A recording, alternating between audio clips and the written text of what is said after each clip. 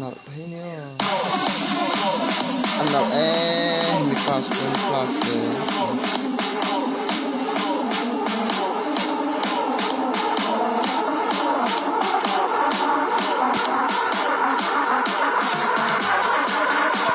yo gol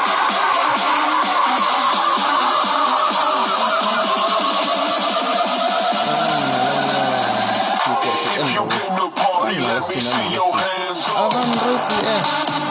oh tina enroll ang itoman go come on nalanio Liverpool ni nalasin King Hole hal ay bahan pun mamay na kirkang ko muli alaw na dong ban MMG Roberto Carlos Julian apan pontak oh tuna Enduo come on Troy Wood nalanio nalasin akla sasin endo hepoi apon ni ketiang em thei machine ka khovela hian an ompon karing to long nalasin avan class me kapuna hian ve machine takang mo nal le don ni bola ka nalasin ai pas charo Ronaldinho andale pas chasi alo hloi thel me puka hloi thel tu hi de momani hi ta jon pas chatte lu ne kha po inti ha ti tin chang kha shi class sin mi fa te chun lo ro pui mangai ai an ches na sak pa Ibrahimovic Messi tanai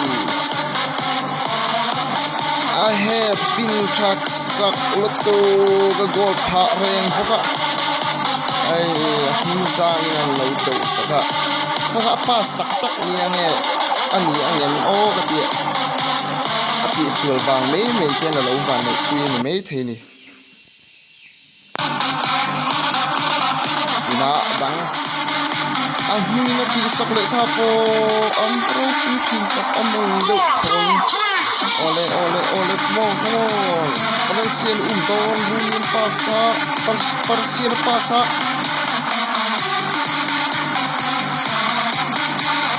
ang try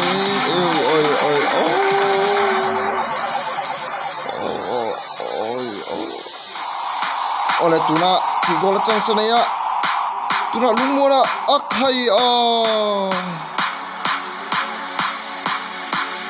avan makhai ve tuna apir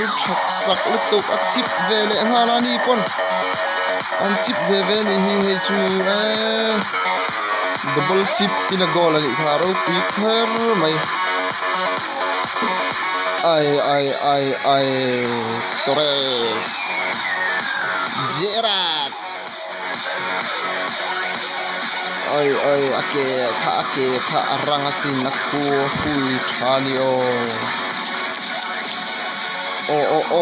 come on fan chatak ngai fan chakhir ngai